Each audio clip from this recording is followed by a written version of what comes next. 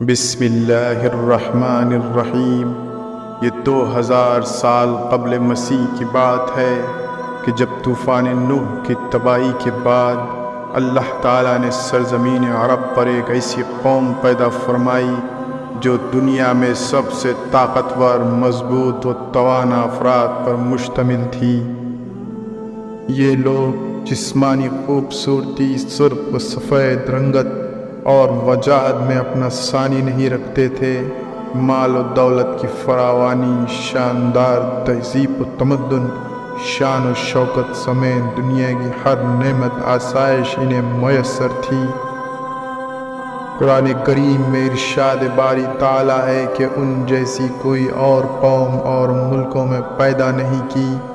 ایک اور جگہ ارشاد فرمایا، اور یاد کرو جب اس نے تمہیں قوم نوح کے بعد سردار بنایا اور تمہیں زمین پر خوب پھیلایا۔ حضرت ابن عباس رضی اللہ عنہ سے منقول ہے کہ ان کے قد 6 گز یا 18 فٹ تھے۔ قوم عاد سے متعلق تفصیل سوائے قرآن کریم کے کسی اور مذہبی یا کسی قدیم تاریخی کتب میں نہیں ملتی۔ قوم عاد کا شجر نسب، مورخین لکھتے ہیں کہ عاد نام کا ایک شخص حضرت نوح علیہ السلام کی چوتھی نسل میں ان کے بیٹے سام بن نوح علیہ السلام کی اولاد میں سے تھا۔ چنانچہ اس شخص کی اولاد، اس کی پوری قوم عاد کے نام سے مشہور ہو گئی۔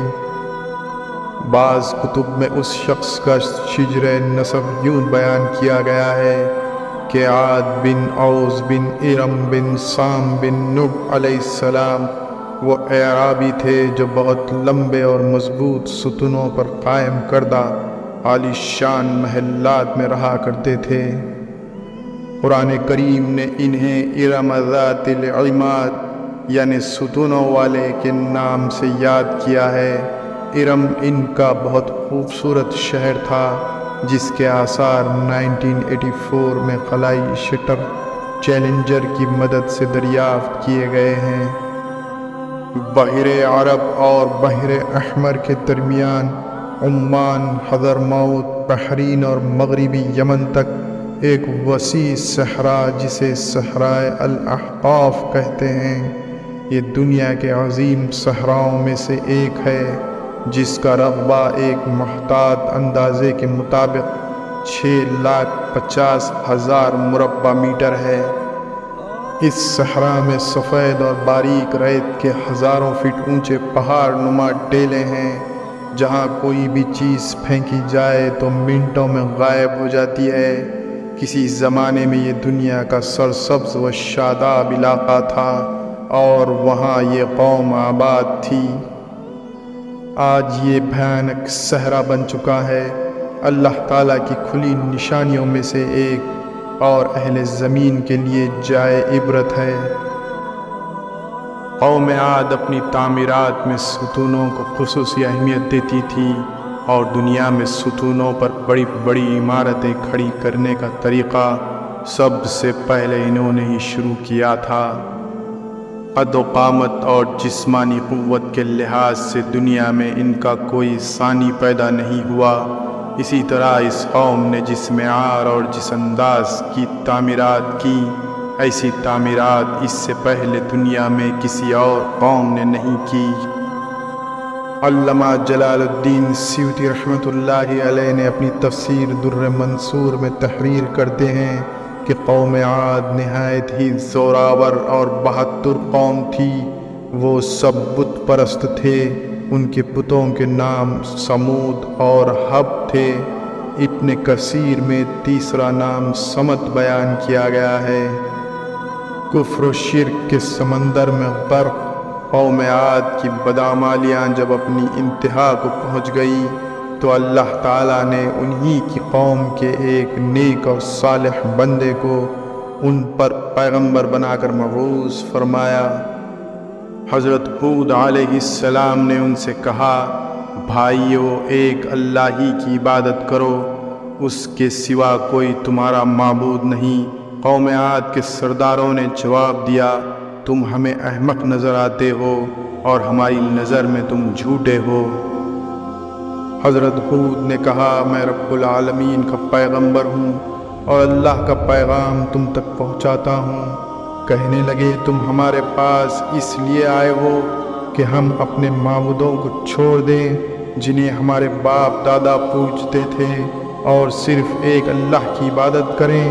اگر تم سچے ہو تو جس عذاب سے ہمیں ڈراتے ہو وہ لے آؤ۔ حضرت ہود مسلسل 50 برس یا اس سے بھی زیادہ وعظ و نصیحت کرتے رہے۔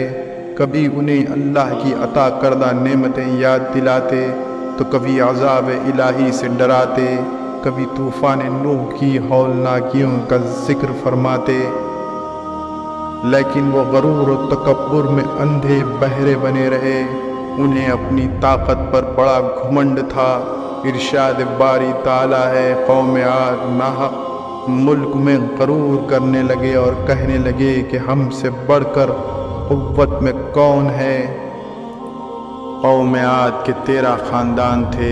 عمان سے لے کر یمن تک ایک طویل علاقے میں ان کی بستیاں تھیں۔ سرسبز و شاداب کھیت کھلیان، پھلوں اور پھولوں سے لدے باغات، میٹھے پانی کی بلکھاتی نہریں، خوبصورت آبشاریں اور تندرست و توانا، قوی و مضبوط و قداور جسامتیں۔ انہی سب نعمتوں نے انہیں شدید گھمنڈ میں مبتلا کر رکھا تھا۔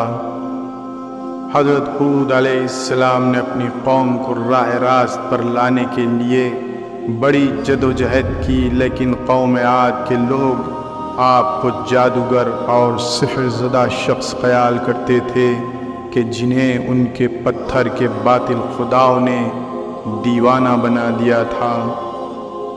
بالآخر وہ لمحہ بھی آ گیا کہ جب حضرت ہود علیہ السلام نے بارگاہ الہی میں دعا فرمائی، اے میرے پروردگار، انہوں نے مجھے جھوٹا کہا ہے، اب تو میری مدد کر۔ فرمایا اے نبی، یہ تھوڑے ہی عرصے میں اپنے کیے پر پچھتانے لگیں گے۔ اللہ تعالیٰ نے اپنے نبی کی دعا قبول فرمائی اور قوم عاد پر عذاب کی ابتدا ہو گئی۔ بادلوں کے فرشتوں کو حکم ملا کہ اب بارش نہ برسائی جائے۔ چشموں کے فرشتوں کو حکم ملا کہ ان کے چشموں اور آبشاروں کو خشک کر دو۔ دیکھتے ہی دیکھتے شادابی ویرانی میں بدلنے لگی، مویشی مرنے لگے، پھل اناج ناپید ہو گیا۔ پوری قوم خشک سالی کا شکار ہو کر بدحال و پریشان ہو گئی۔ یہ سلسلہ مسلسل 3 سال چلتا رہا۔ نبی علیہ السلام سے قوم کی یہ پریشانی دیکھی نہ جاتی تھی۔ مسلسل وعظ و نصیحت کرتے رہتے تھے اور فرماتے، اے میری قوم، اپنے پروردگار سے بخشش مانگو، پھر اس کے آگے توبہ کرو، وہ تم پر آسمان سے مینا برسائے گا اور تمہاری طاقت و قوت میں اضافہ کرے گا۔ اور دیکھو تم گنہگار بن کر روگردانی نہ کرو۔ کہنے لگے ہود، تم تو ہمارے پاس کوئی دلیل ظاہر نہیں لائے، ہم صرف تمہارے کہنے سے نہ تو اپنے معبودوں کو چھوڑنے والے ہیں اور نہ تم پر ایمان لانے والے ہیں۔ ہم تو یہ سمجھتے ہیں کہ ہمارے کسی معبود نے تمہیں آسیب زدہ کر کے دیوانہ کر دیا ہے۔ قوم عاد پر عذاب الہی کا نزول۔ ارشاد باری تعالیٰ ہے کہ اس تیز ترین آندھی نے قوم عاد کا ستیاناش کر دیا۔ اللہ نے یہ عذاب 7 رات اور 8 دنوں تک مسلسل جاری رکھا۔ اس آندھی نے کسی جاندار کو زندہ نہیں چھوڑا۔ غاروں، پہاڑوں، گھروں، محلات اور قلعوں کے اندر سب کو فنا کر ڈالا۔ حضرت ابن عمر رضی اللہ تعالیٰ عنہ سے مروی ہے کہ حضور اکرم صلی اللہ علیہ وسلم نے فرمایا، وہ آندھی جس کے ذریعے قوم عاد ہلاک ہو گئی تھی، اللہ نے ان کے اوپر صرف انگوٹھی جتنی جگہ کے مثل ہوا کھولی تھی۔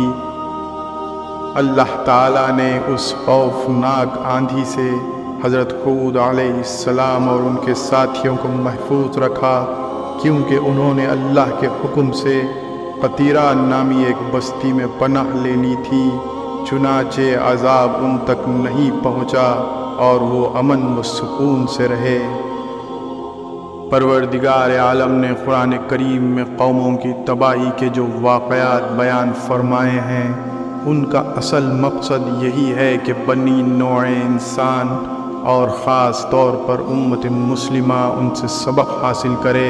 اللہ نے قوم عاد کو طاقت و قوت، مال و دولت، شان و شوکت سمیت دنیا کی ہر نعمت عطا فرمائی، لیکن جب اس نے نافرمانی کی، اپنے نبی کی بات ماننے سے بار بار انکار کیا، تو اللہ تعالیٰ نے اسے نیست و نابود کر دیا۔